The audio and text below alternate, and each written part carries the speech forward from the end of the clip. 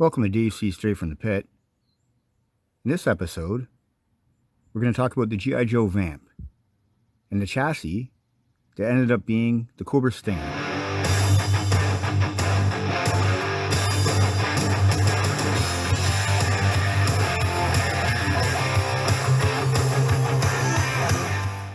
So in 1981, the Hasbro G.I. Joe designers actually had access to the United States military prototype vehicles.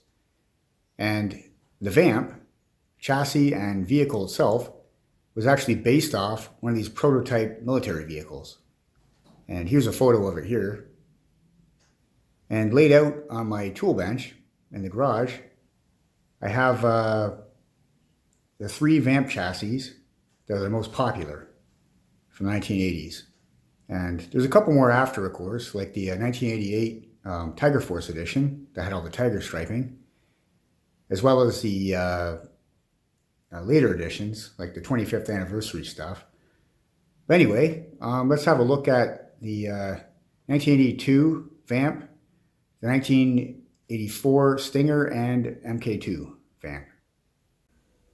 Released in 1982 and still available in 1983, this thing was a must-have for many kids collecting G.I. Joe. Just because the Joes needed some mobile attack units, and the Vamp kind of led the way, along with the Ram motorcycle and the Mobat. And I really liked this one as a kid because it was just very realistic, and it came with Clutch, who was a really interesting character in the comics. I've already touched on him a little bit in one of my other videos when I was doing an oil change on one of my cars, and Clutch helped out.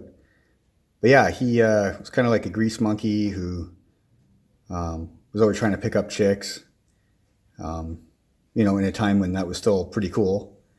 And I kind of like that, so he's one of my favorite G.I. Joes from that time. And then in 84, the Vamp MKII came out, and it came with Clutch as well, but it was kind of like an updated Clutch called a tan Clutch because of his coloring. And the MK2 changed out the lasers on the top of the old Vamp for this rocket launcher. And right away as a kid I noticed the difference on this because of the coloring. Obviously it's more like a desert type vehicle. Has the awesome Scorpion logo that Ron Rudat came up with. And another big difference was that it came with doors and it had a roof. And the front was different because it had this stow bag on the top. And it did away with the little machine gun on the passenger side hood, like on the Vamp, as you can see here. It's actually the driver's side, not the passenger side, but you can see it there. But yeah, it instead had this baggage compartment on the top. It had lights on the front, added those. And then in 84, we got the Cobra Stinger, which added a whole bunch of stuff to the vehicle, including these rockets. There's 4 of them. And the Stinger driver, who was a very, very cool figure that a lot of kids wanted. I always thought the wench was a neat addition on the front there, because you kind of need a wench on a Jeep. And the logo for this one was always very interesting. Had the spider on there. Pretty wild decal. I never had this one. I always wanted it. I couldn't find it on the pegs. And I just never had it until recently. I picked one up. And I'm looking to get a few more because they're just a really cool army builder for Cobra. I did have the 82 Vamp, but I took it to school and I had it at recess. And I don't know what happened, but it didn't come home with me that day. And I remember being upset about that, but that's just the way it goes sometimes. So I don't know what happened to it. Someone else took it, or maybe I just left it somewhere. But anyway, When this one came out a couple years later, I was really happy to get it because I had a G.I. Joe Jeep again, because I really missed having the Vamp. Back down here in the pit, I thought I'd show you guys the Hector Garrido box art for the 1982 Vamp. And there it is there. As you can see in the bubble, there's clutch. And then in 84, we had the Vamp MKII Mark II come out. Attack vehicle, they called it. There it is there.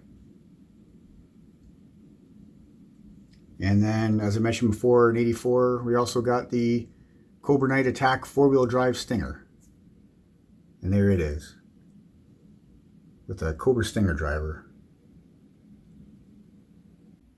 And when I was out in the garage, I sort of forgot to mention that another major difference was that the Vamp MKII, the doors, they opened up to the side, and on the Stinger, they opened straight up, kind of like a Lamborghini.